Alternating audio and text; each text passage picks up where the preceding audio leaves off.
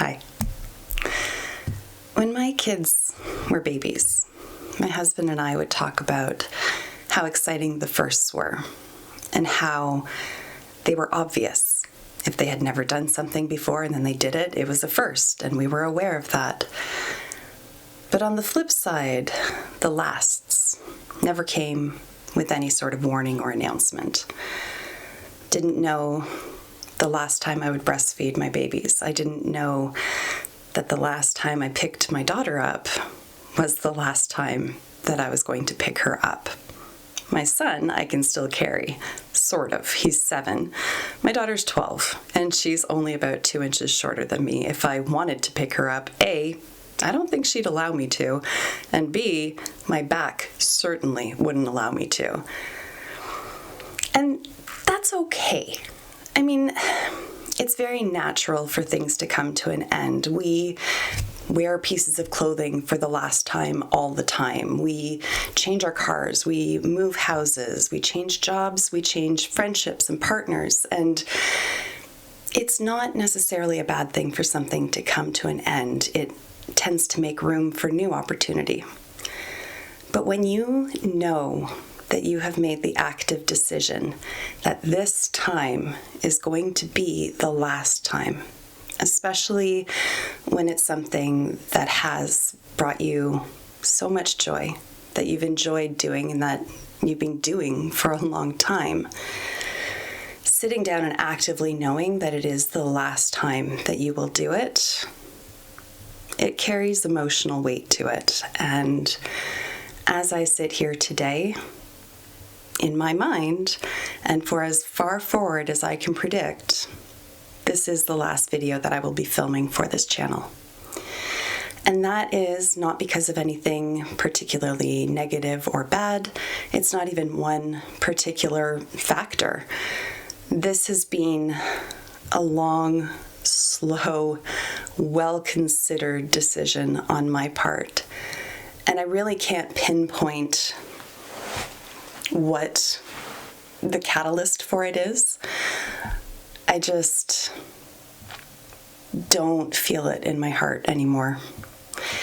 And I did spend several months thinking about different directions I could take the channel, and nothing really sparked anything.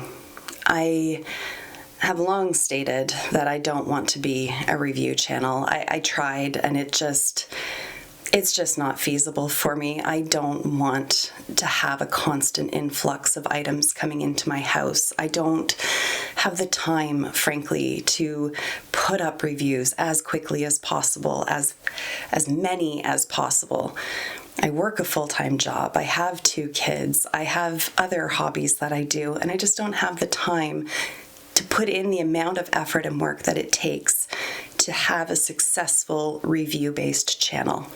I just don't have the time, and to pretend that I do not only would create unnecessary stress for me, but it would also be selling you short, because the quality of my reviews would be low, and frankly, the amount of time that I could actually test products would be minimal at best. And I did think about moving more into commentary or doing deep dives or just sort of pivoting in that direction, and I do not want to. I just don't. My job is very high stress as it is. I deal with a lot of high conflict situations, and I carry it home with me, and it is a lot. Some days are easier than others, but it is very overwhelming, and the mental load is exhausting. I do not want to open myself up to receiving no end of vitriolic comments simply because my opinion happens to differ from somebody else's. I don't think that there is anything wrong with differing opinions. I think it is a vital part of the human experience. I think having different opinions is how we learn and grow and evolve our thoughts. But I just don't want to expose myself to the kind of comments that those kind of videos invite. I don't want to make videos for the sake of making videos. I don't think it's fair to me, and I certainly don't think it's fair to you. But as I said, Endings usually signify new beginnings, and that is very much the case here. I am not ready to say goodbye to YouTube, only to this particular channel. I have created... Do you hear that? That's Noodle. That's our baby. This is the Noodle Doodle. And this is little Miss Noodle. She is 4 months old. She is as sweet as anything. We've had her, I think, for 4 days now, and she already runs our household. The dog is terrified of her. As I was saying, I have created a new channel, and the name is Lily Gray ASMR. I have received so many comments over the years talking about what a relaxing voice I have, and so I'm really hoping that that will serve me well in this new adventure. I suspect that I will be doing a lot of rambling videos where I'm just sort of whispering or softly speaking just about nothing in particular, maybe telling some anecdotal stories, maybe just, I don't know, going through magazines and describing what I'm seeing, just background noise, things that you can listen to that aren't going to create stress or anxiety, that if you don't pay attention to, you're not going to miss anything important. Frankly, that's the kind of content that I love consuming at this time, particularly in this current environment where anytime I watch the news, I'm just left terrified and stressed, and I want my channel to be an escape from all that, both on the creating end of it and on the viewing side. The channel is up now, but there is no content on it. I am in the process of creating that with the goal of hitting the ground running either September 1st or midway through that month. So with that then, let's get into today's video, which is a good old classic eyeshadow palette declutter. Hello. There is nothing to be done but to dive straight in. Every time I do declutters like this, it starts off horribly overwhelming because I just dump everything onto my desk, as you can see. So how I'm going to present it is how I have done in the past. I'm going to do my decision making off screen for the most part, and I'm just going to show you in batches what I'm keeping and what I'm parting ways with. So with that said, let's dive straight in. All right, let's start off on a positive note, and we'll talk about 10 palettes that I did not have to give any consideration to know that I was going to be keeping these. These palettes are in heavy rotation. Some of them have traveled with me when Barry and I, my husband, we went to Alaska a couple months ago to celebrate our 15th wedding anniversary. Some of these guys came with me, so let's go through them quickly.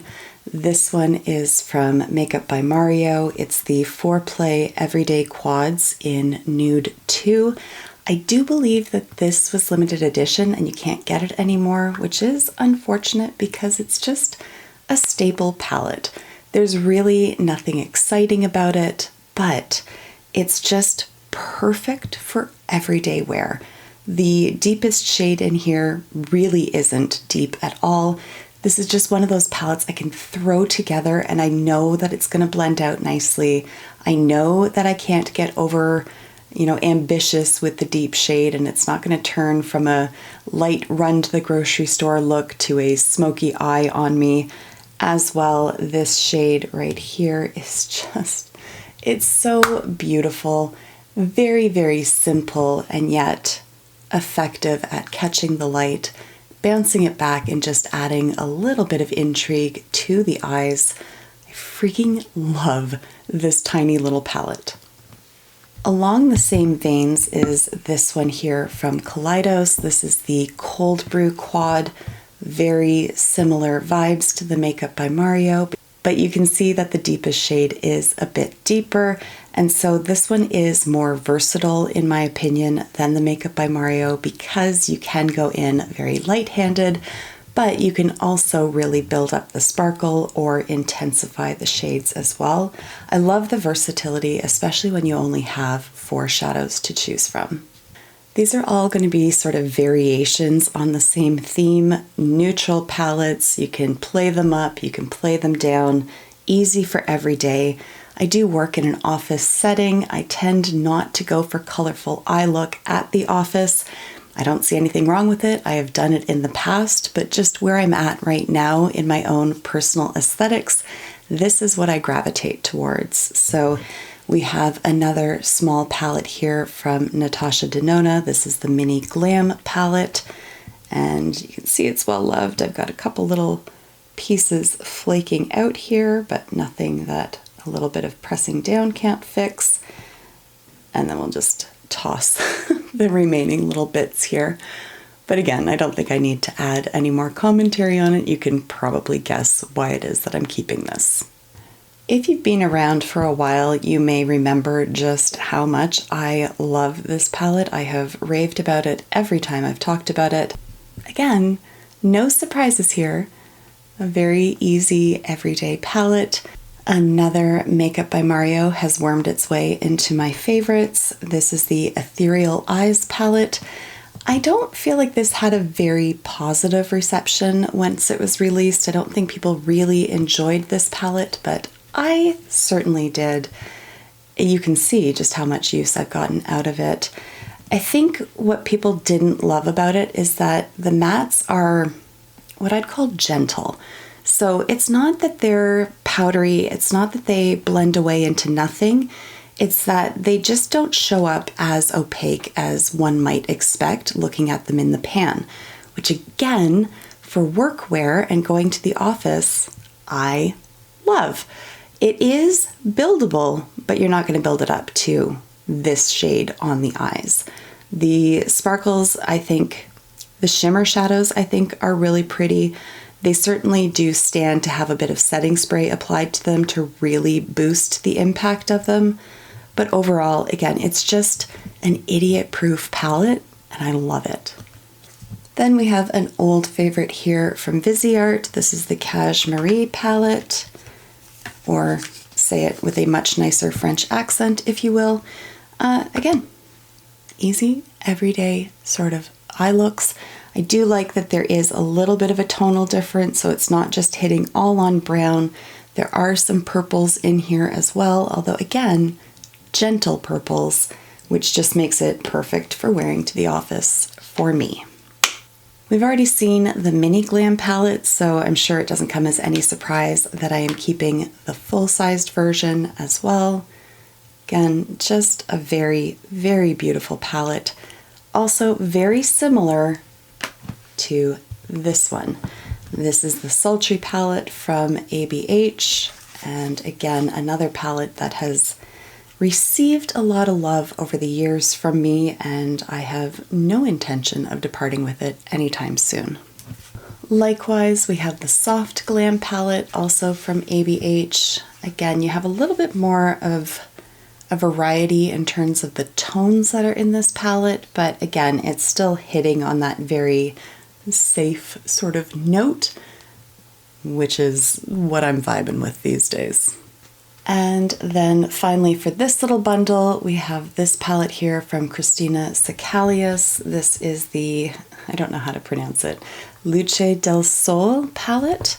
It is an expensive little beast. It's coming out of Australia. It was, I believe, about $100 Canadian plus shipping and all that jazz.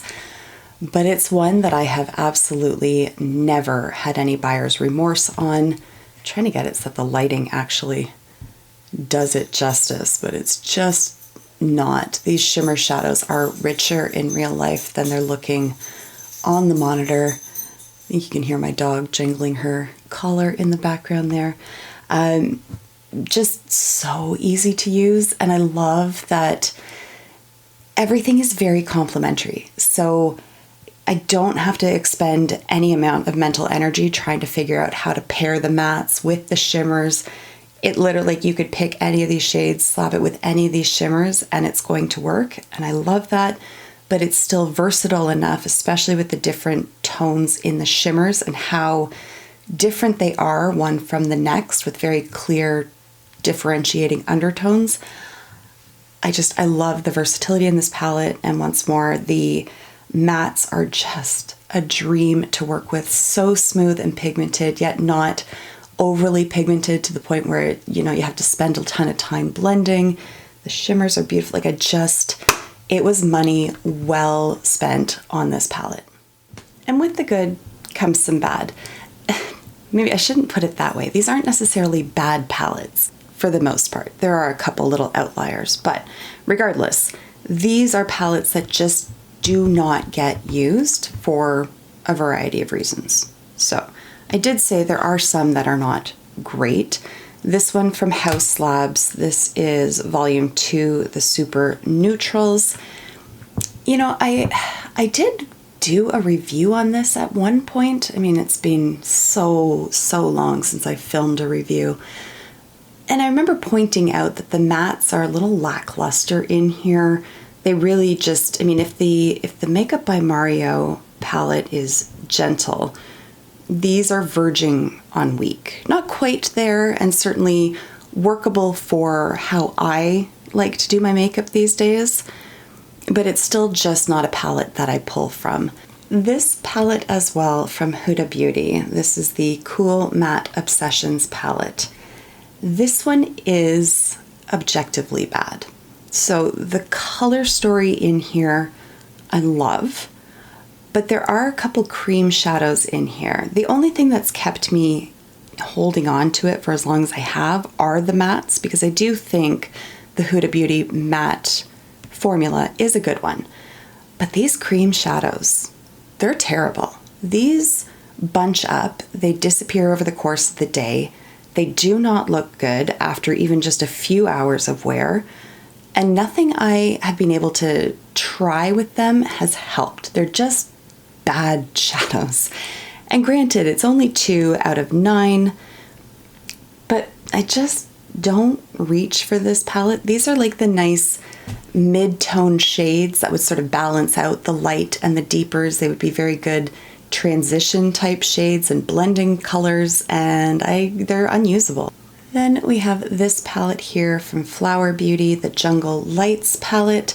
This one was raved about, and it was a friend/subscriber who sent this to me, and I do feel awful getting rid of palettes that people have sent me because, you know, you're going out of your way, spending your money, shipping it to me. That please know that that does not go unnoticed, and it certainly doesn't go unappreciated.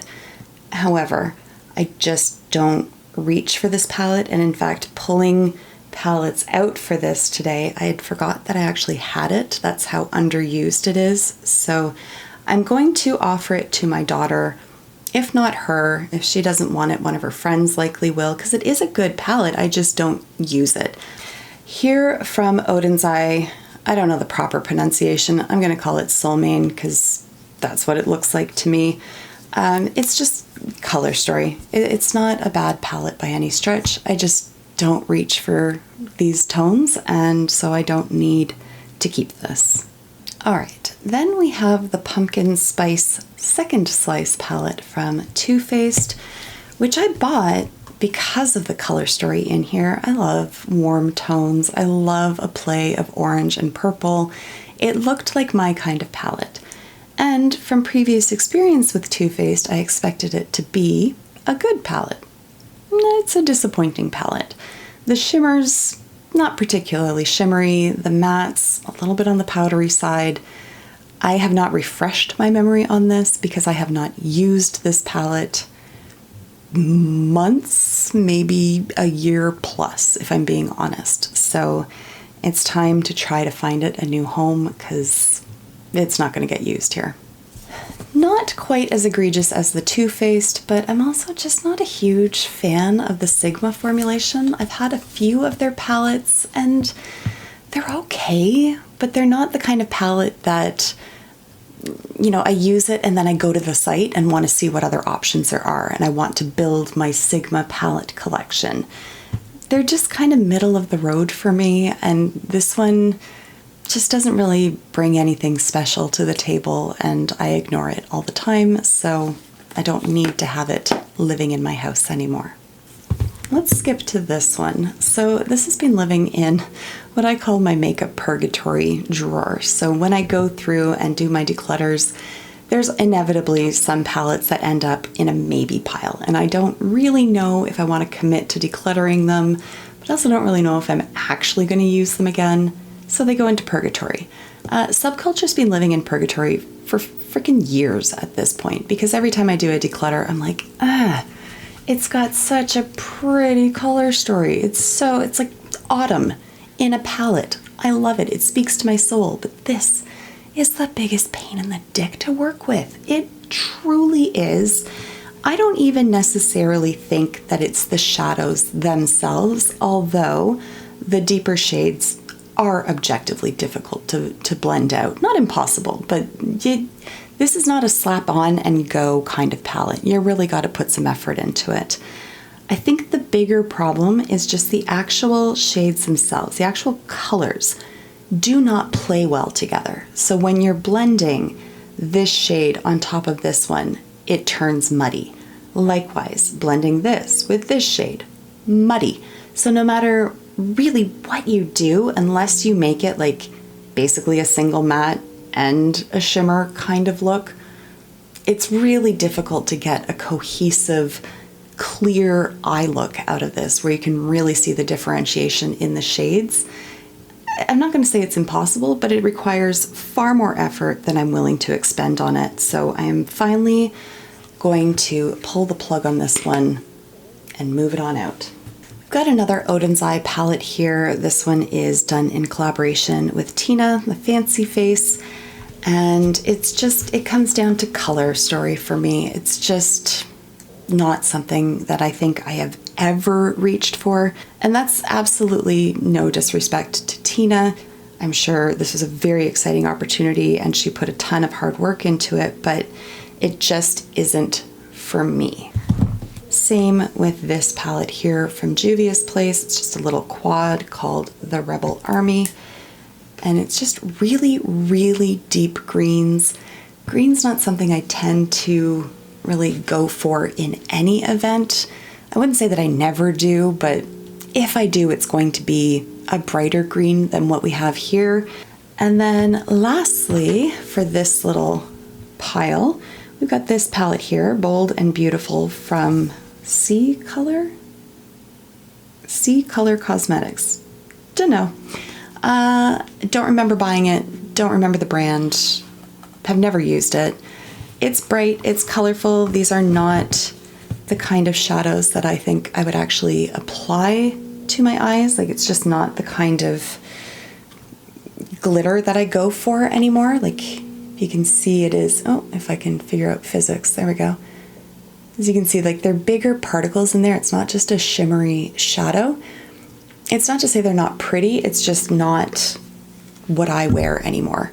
Okay, to keep, I've got two Viseart palettes here. We've got Soleil La Plage and Violette Étendue.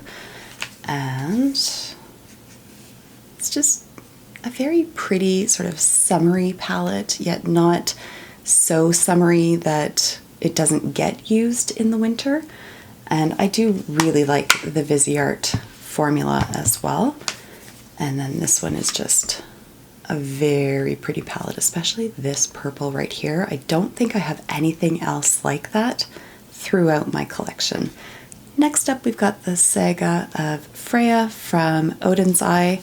And this one, it looks like a little storybook, and there are actually two palettes in here. So we've got this side, which is very much on brand for what I like. And then this side over here, a little bit different, yet I still like both of them, and I do think that they kind of play well together. The orange, the orange can play in with the reds. The green is a little bit of an outlier, but green and pink go so nicely together. So I definitely want to keep these, I want to call it two palettes, but it really is one. Okay, Kaleidos. Over here we have Sashimi City. This is the Futurism 7 palette, and shocking, it's brown. And I love it. Again, just a really brainless, idiot-proof palette, which is basically what I demand first thing in the morning getting ready for work. Next up, we have the Tiny Marvels palette. This is the collaboration between Sydney Grace and Mel Thompson. This was underused in my collection, and I'm not entirely sure why it was, but for whatever reason, it was. But I brought it out a few months ago and really enjoyed using this. So I can't say that I grab it every day or even on a frequent basis, but I enjoy it enough that I certainly do not want to get rid of it. And as well, if you are familiar and remember Mel, she did pass away a few years ago, so it's a bit of a legacy piece as well. Next up, from Fantasy Cosmetica, we have the Druid palette, and this one is one of those palettes that, I mean, it looks pretty in the pan, but it really comes to life on the eyes, and every time I wear it, it shocks me with just how beautiful it is. So I definitely want to keep this. We are heading in towards fall. We're not quite there yet, but getting there, and these kind of colors I think are just perfect for that season. And then we have a stack of Natasha Denona palettes. So we've got the Glam Face palette. I do not enjoy the cheek products, particularly the blush. I do not like the Natasha Denona sort of putty cream formula. I just don't F with it. But the eyeshadows themselves are stunning. Once upon a time, I ranked all of my neutral shadows, and if I'm not mistaken, this one came out on top, which surprised me because when I look at it, I don't automatically think, yep, that's my favorite. But based on the impact of the shimmers and the blendability and whatever other factors I used to create that ranking, this one and I believe it was Christina Sicalius came out on top. And then we have the Sunset palette, and again with fall coming up, this is a perfect color story for that. As well, we have the Dream palette, and then finally the Retro palette. And if I'm not wearing brown eyeshadow, I am wearing some sort of purple/rust kind of color, and this fits the bill perfectly. And then we've got another grouping of palettes that I'm going to be removing from my collection. First up is Fire from Melt Cosmetics. The colors really sucked me in, but the actual performance of this palette is very subpar for Melt. Although having said that, I will say that Melt is a very hit or miss brand when it comes to their eyeshadows, which is frustrating and disappointing, but more so frustrating because you pay good money for these palettes, and when they nail it, they nail it. And when they drop the ball, it rolls into the street and gets run over by a bus. Okay, Hindash. This is the Monochromance. Somewhere in here, oh, yep, right here, we've got the Hindash Beautopsy palette. I am going to keep this one, but I'm not going to keep this one. This, again, it doesn't perform as well as Beautopsy. In addition, just not super in love with the colors that are in here. I keep trying to convince myself that I am, but I'm not. Got C'est L'Amour here from Gourmand Girls. It is a very pretty palette, and I have enjoyed using it, but I have not used it in a very long time, and I don't foresee using it again anytime soon. It was a Valentine's Day release. I don't tend to think like I can only wear this on Valentine's Day, so it's a one day a year palette. That's certainly not it. But I just don't tend to go for bold reds and really deep blacks and all that kind of thing. So the pinks and the reds that I like are housed in other palettes. So I really don't feel the need to keep this one. This one here from Odin's Eye. This was done in collaboration with Betty Jean, the Planet Spirit palette. And again, it just comes down to colors. These are just, there was a time where I would rock the hell out of these kind of colors, and that time has come and gone, and maybe it'll come back, but I don't know when that will be, so I'm not going to hold on to it waiting for something that may or may not happen. It is beautiful though, so I'm hoping my daughter will want it, although if I'm being honest, she's more of like a black smudged liner kind of girl than bright colorful. But Bennett, my son, he would have a lot of fun with this, so between the two of them, it will get used. This is another palette that has lived in makeup purgatory for quite some time, Norvina from ABH.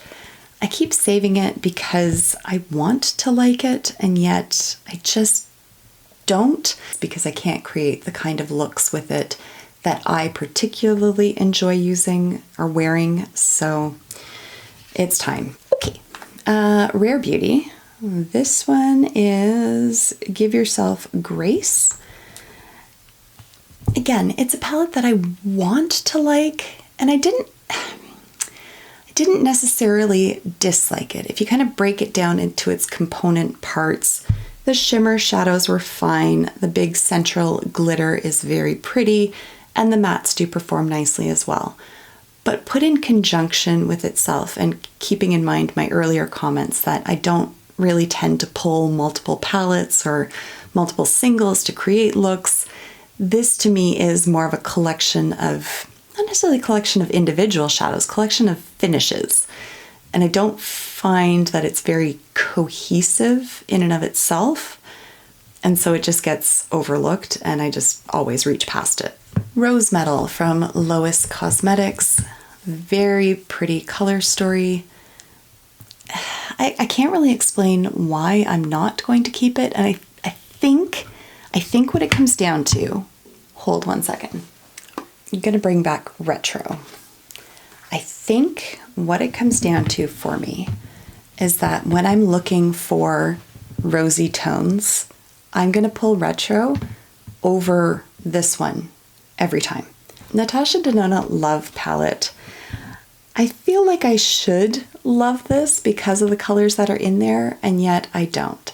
And again, if I want pinky, purpley, sort of rosy colors, again, I'm going to pull retro, not love. And I just don't need this in my collection because I never ever use it. Then we had the Sunrise palette earlier. This is the Sunset palette, and this one has just always been a disappointment to me. There are some shades in here that perform better than others. I would certainly say the shimmer shadows in here are far superior to the mattes. These shades in particular look like they could be standout shades, certainly unique in this palette, but they are very lackluster. And again, it's just a palette I don't use. And then this is another one from C Color. If I recall, they were like going out of business and their palettes were on for like $5 or something, and that's why I bought a couple of them, but that could just be a fever dream. I genuinely don't remember buying these. This, I don't even know how to pronounce that. I do apologize. Querencia, perhaps? I'm not entirely sure. Again, pinks, mix of mattes and shimmers, but I'm going to pull retro every time. Melt palettes. We've got these guys. I honestly, if I'm being perfectly honest, don't wear them very often at all. I mean, like at all. I can't remember the last time I used this palette. This one stands greater chance of me actually busting it out and using it. But ultimately what it comes down to is I simply cannot bring myself to get rid of these. This collection was completely astounding, every piece of it, but the palette artwork in particular, like I would consider just framing this and having that in this room because it is so cool. Then we have another Futurism palette from Kaleidos. This is the Sci-Fi Green palette. I want to keep this palette. I think it's beautiful. I've got two palettes here from Patrick Ta. We've got Major Dimension 1, Major Dimension 2. Number 1, it's all browns. Number 2, it's all rose tones. Despite the fact that I have them elsewhere, I like these ones. Gonna keep them. And now it's time for a blast from the past. The Tati Beauty, I believe it was Textured Neutrals Volume 1, back when we had some optimism for Volume 2. I still get a fair amount of use out of this palette. I would not say it's my favorite by any stretch, but let me tell you, something about how my brain works loves the organization of this palette. I love that you've got the rows of the different finishes. I love that you've got the different color gradients going on. Like I really appreciate that. But again, it's just a standard palette. Like nothing super special about it, nothing particularly disappointing or challenging about it. It's nice to have on hand, can create a number of different looks. I love the variety of finishes that are in here, so I'm gonna hold on to it. Then we have two different Tarte palettes. So we've got the Tartelette Energy palette, which again, my kind of color story right there. And this is one that does get a decent amount of use out of me. Full Bloom can tend to be a little overwhelming for me simply because of just how much it contains. If I could open it, that would be helpful. So like a million different shades in here, but also idiot proof. Again, you can't really mess this palette up. Like you're never gonna get shades that are contrasting with each other in a terrible way. There's nothing that's gonna clash. It's just really easy to use. It smells a little bit like chocolate, to be honest. I'm not entirely sure what that's about, but pleasant, keeping it. Then we have two palettes from Nomad Cosmetics. We've got Haunted Europe and the Amore et Morte palette. I was saying how my son sometimes destroys palettes on me. This would be Exhibit A. He really just went to town. Oh, and I just scratched that myself. He really went to town on some of these shimmers, but overall, it's a fun little palette to have. I tend to like sort of mix between the two. I don't really wear an all bright ass red or an all super, super dark and I don't want to say dreary, it's really not, but dark. So I like to mix between the two. I don't use this very often. This is definitely a palette that I have to like put thought into what I want to create with it, but I do like their formula. I don't always get along with their color stories. We're going to see that in just a couple minutes, but this is one that I can fuck with, so I'm going to keep it. And then I don't think I showed the inside of this one. So again, much more user-friendly color story than some of their other palettes, at least for me personally. Let's go back to some more Odin's Eye. You'll see that I have a ton of Odin's Eye. Just to be upfront and honest about it, I was on their PR list. I actually did remove myself from the PR list. I don't know, they reached out to me, whatever their latest collection was, and I just let them know that I haven't been filming, and so I suggested an alternate person to take my spot on their list. I do hope that they reached out to her, but I just didn't feel like it was right to continue accepting products from them when I knew there was very little chance I would actually be doing a review video. So regardless, you will see that I have a lot of Odin's Eye. I have decluttered some. We're going to declutter more today, I suspect, but regardless, we've got Jewels and Gem and then the two Christmas palettes that they put out a couple years ago, Christmas Eve and Merry Christmas. These are not going anywhere. So the Merry Christmas palette is the brighter of the two. Christmas Eve is the one that I get more use out of. This is like your quintessential winter palette that I very much like. While we have this open, this one is just sitting off in a potential purgatory pile for me. This is another Futurism palette from Kaleidos, Electro Turquoise. And the reason why I'm hesitating is because I like this shade so much. I don't tend to use this palette. They're not the same, but how far off are they?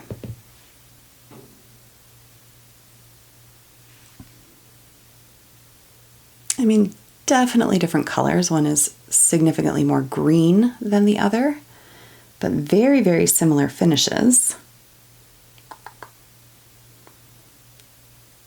As much as I like it, and I do, I think it's very pretty, this could be used in a pinch. And if I needed it to be more green, I could make it more green with whatever I put underneath it. So that is going to make the decision for me, and I am going to part ways with this one, but definitely keeping this palette here. Likewise, the Jewels and Gem palette.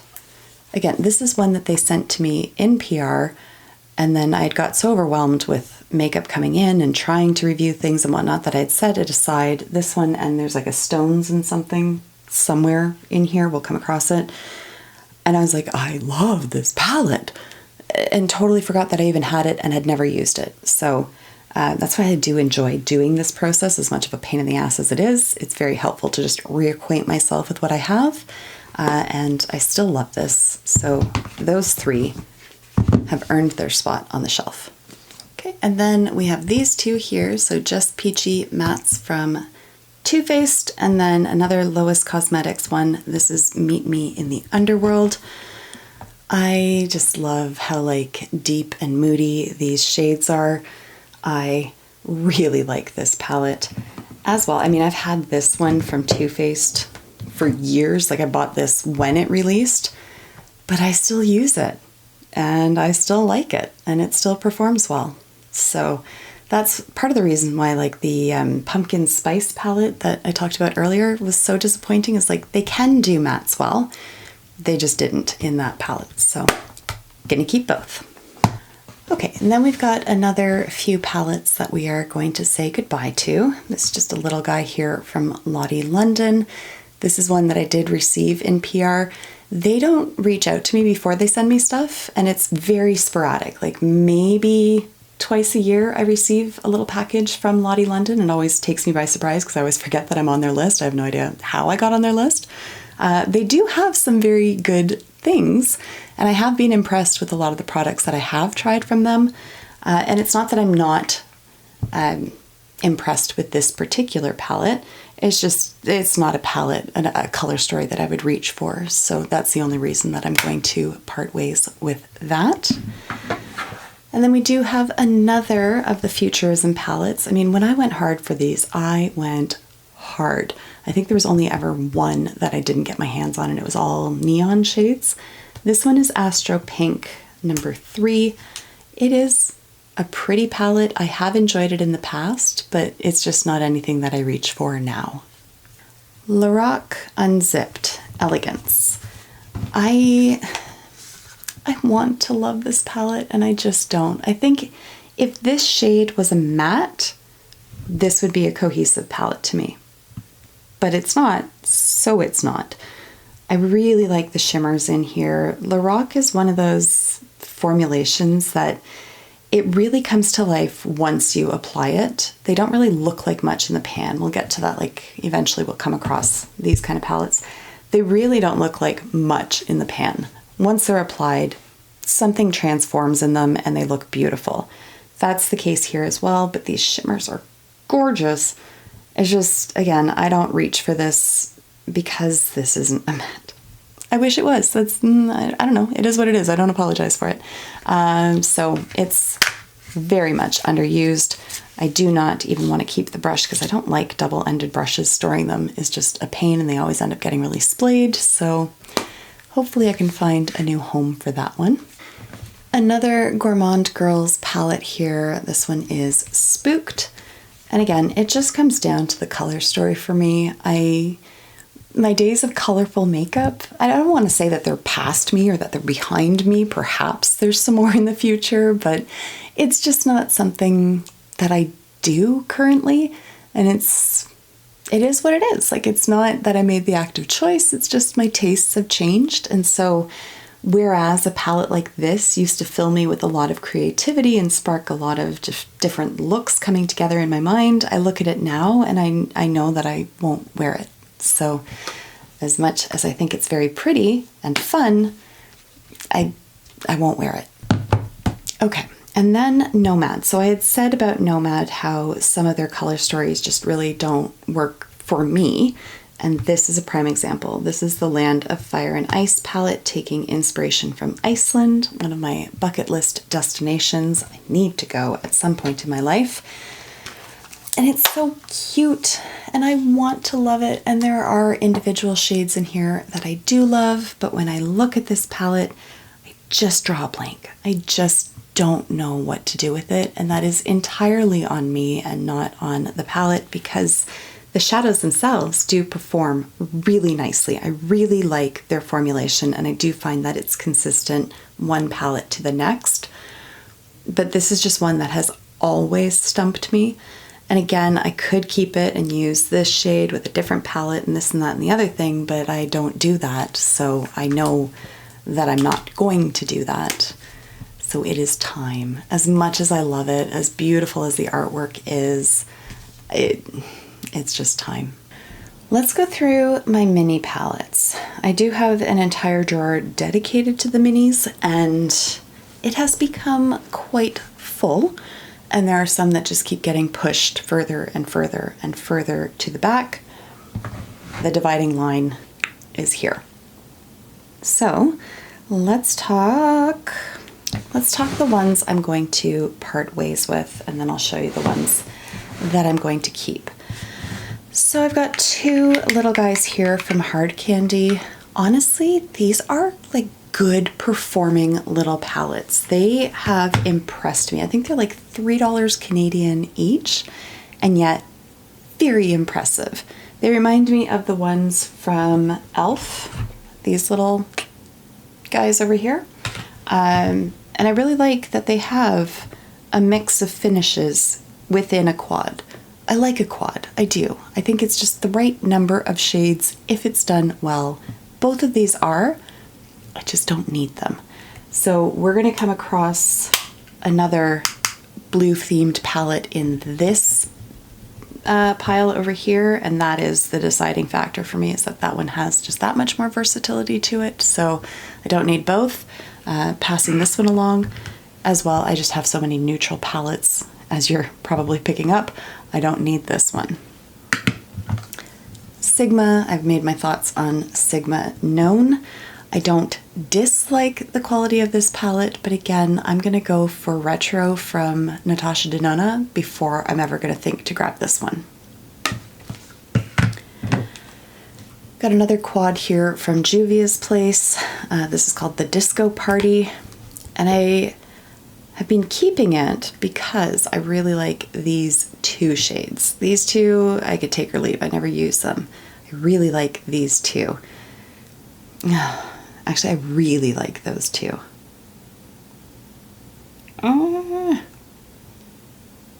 You know, up until just this very moment, I was completely convinced I was doing the right thing in saying goodbye to it. And now I am very much unsure of that. So I'm going to change my mind, and I'm going to keep it because I don't want to regret my decision, because I can't replace it if I do change my mind in the future. All right, Huda Beauty. This one is Wild Jaguar. And again, I'm looking at it thinking, oh, maybe I should keep it. Except I don't think I've used this palette in like 2 years. So me sitting here looking at it being like, yeah, but that shade's really pretty is just not enough. It's just not enough. It's not, because I know it'll go in the drawer and then it'll keep inching its way towards the back and will not get used. So goodbye. Little tiny Pat McGrath. You know, I stand by the comments I have made in the past that I just don't understand the Pat McGrath hype. I just don't. I don't dislike the woman on a personal basis. I don't hate the brand. There's none of that. I just don't understand the fervor around her eyeshadow palettes. I really don't understand why people go so bananas over them. Maybe they don't anymore. I don't know. I'm not really in the scene. I'm not really up on the current trends anymore. But this is just one that is taking up a small amount of space, but taking up space nonetheless and not getting used. Natasha Denona, this is the mini gold palette. I have the Kaleidos one. I have Melt Gemini, which I'm not going to be getting rid of. It renders this one redundant. I've been keeping it for so long, A, because somebody sent it to me, and that just, I'm so grateful, and it just blew my mind when she did. But it's run its course. Please forgive me, the person who sent it to me, please forgive me. And I do feel awful, like, getting rid of something from Chantecaille. It's just such a, like, high price point item. It's brought me no end of joy. Oh, frick. Do I keep it? I guess if it's making my heart sad to get rid of it, that's probably a good sign I should keep it. Oh, I don't... Okay, you know what? I'm going to keep it. Oh, this is not going well. I've now got 2 that I've changed my mind on. I'm going to keep it because it's making me too sad not to. So, all right, MAC. What the hell is this? This, I don't know. Feast Your Eyes. It was one of their limited edition palettes that came out at some point. I got a good amount of use out of it. I have not used it in a long time, and I don't anticipate that I will get a ton more use out of it. So, away it goes. Nabla, this is the Cutie palette Midnight, and I just, again, it's just something I don't get a lot of use out of. Yeah, anyways, there is another one of these Cutie palettes I will be keeping, and again, these were sent to me by one of my lovely subscribers. So I always feel really guilty passing off something that has been gifted to me because, again, like I said, I really don't take that lightly. But at the same time, if it's just taking up space and not getting used, it kind of defeats the purpose in any event. So please don't take it as a sign of disrespect. And there are a lot more that I'm going to be keeping, but as I look at it, I changed my mind on things I was going to declutter and then keep. I'm going to change my mind on this. I was going to keep it, but I am going to declutter it. I just don't tend to reach for it very often. I prefer more either truly rose tones or truly brown. This kind of rides the line between the two, and I don't tend to ever grab it, so I don't know why I wanted to keep it in the first place. Okay, we've got 2 from Wayne Goss. We have got Pearl Moonstone and Pearl. Way to get super creative there, Wayne, with your naming.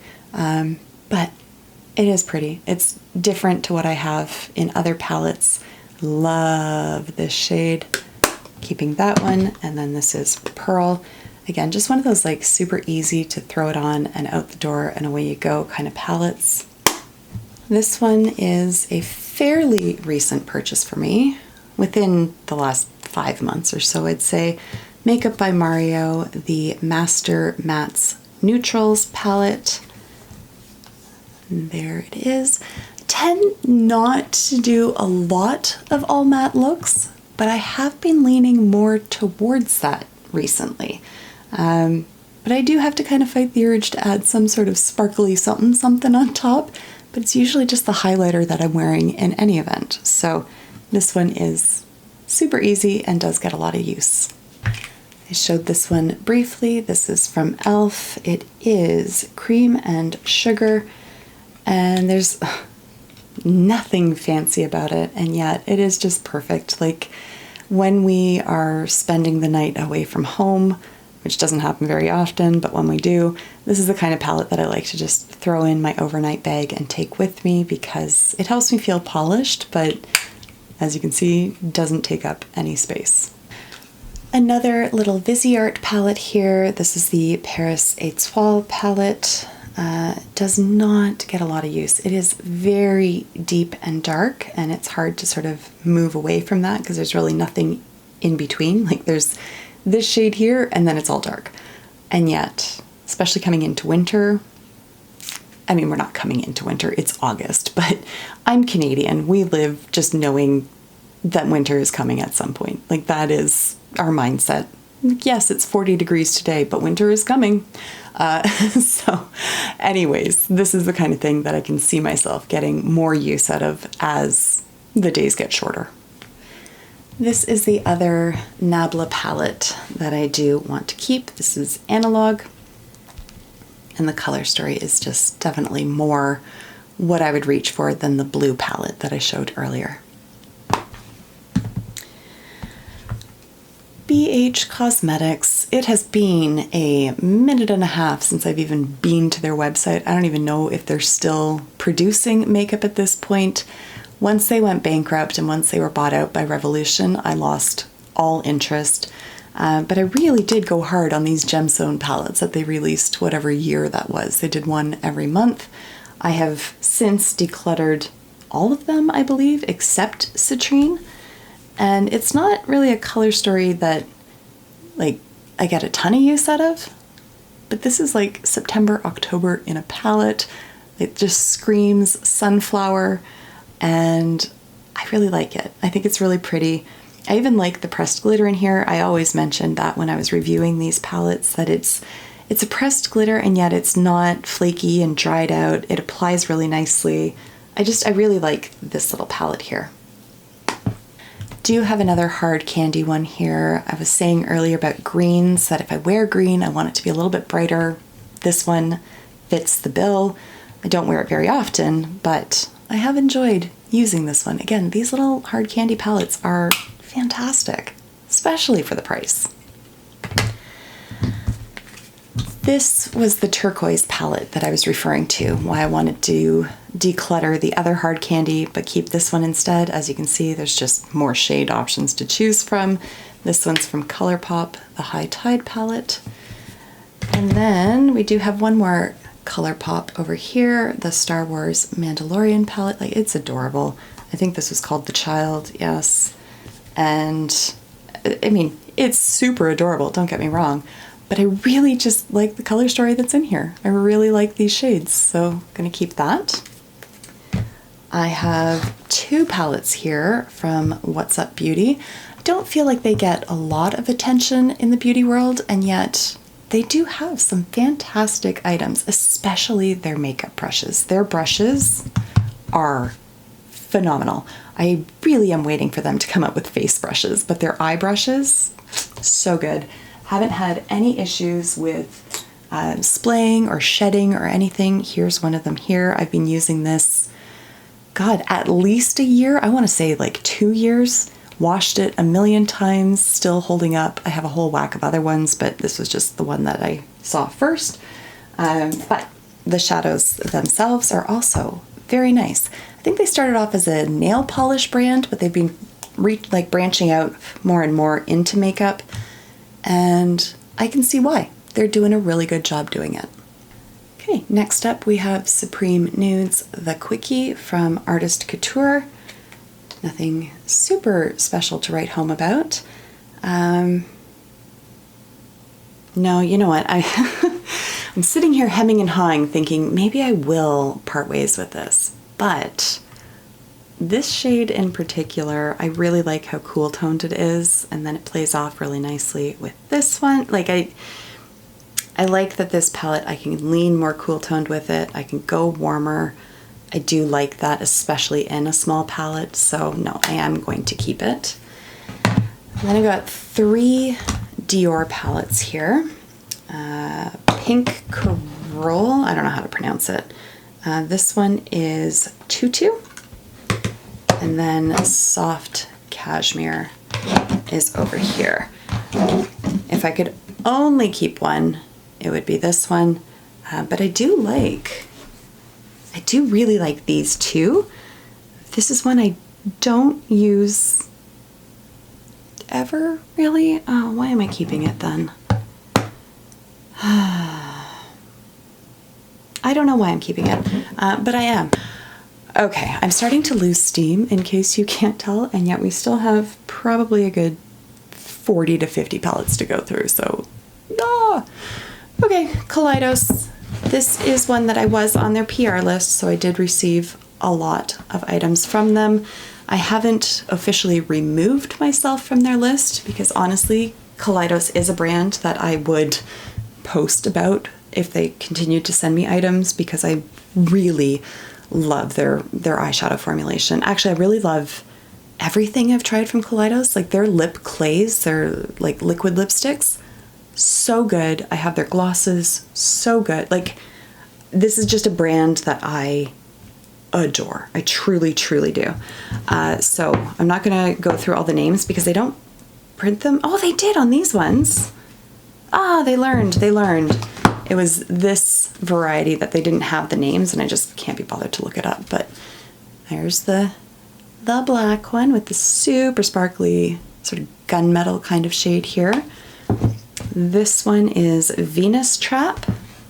And then over here we've got Twilight Rush. And I love both of these palettes. I just love all of the Kaleidos palettes that I have, really and truly. Glowing Iris over here, Flowing Haze on this side. And again, love. Keeping all of those, have no desire to get rid of them. Okay, I need to hurry up because the kids are now back home and I'm not going to be given much peace and quiet. So I have gone through the last of the piles. We still have quite a large grouping of items that I'm going to keep, and this is the last of the declutter pile. So I think what I'm going to do for the purposes of this video is just walk you through the last ones that I'm decluttering, but the rest that I'm going to keep, I'm just not going to show, simply because there's like a good 30 more of them, and the time constraints are working against me. So let's get into this. Very reflective. I can see myself looking at the camera, so let's talk about this one first. This is from Lancome, 12 Shades of Love. It is a pain in the ass to store. Very cute. Love the concept. Pain in the ass to store. And to open. Come on. There. It got Benedict. My son got into it. It's just kind of ho-hum. Like it's not bad. It's not good. It's just meh. Altogether forgettable. This was a MAC holiday release a year or two ago or so. This is the Snowbody's Business. And this one had a bit of a love-hate with it.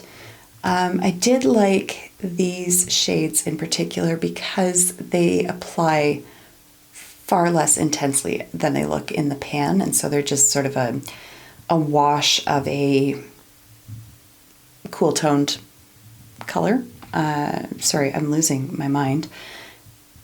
Overall, though, the shimmers aren't shimmery enough, the mattes aren't pigmented enough, and it's just a palette that I overlook consistently. Illamasqua, another brand that we really don't hear an awful lot about, which is a bit of a shame because they do have some very good products. This is one such product. This is the Artistry Palette Experimental. It is a rainbow palette. And you can't see it because it's in the to be kept pile, but I do have like the Blend Bunny Blends palette, which is another large rainbow palette.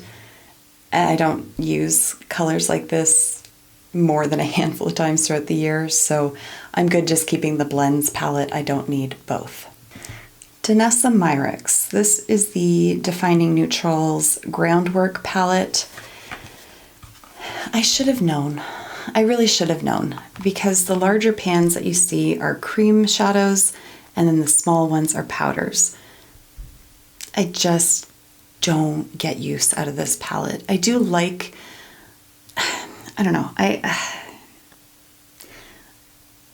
don't think that my skill set is up to par for this palette, and this is one that basically just intimidates me, not from a color perspective, but just a technique perspective. And so I only ever use the shadows. And so it just seems like a bit of a lost effort, to be honest. Like I shouldn't have bought it. I know that I shouldn't have bought it. And I regret that, but here we are. So I'm just gonna let go of the guilt and just let go of the palette. Poison Ivy from Milan Row. Not a terrible palette, but just not one that the color story ever has me reaching for.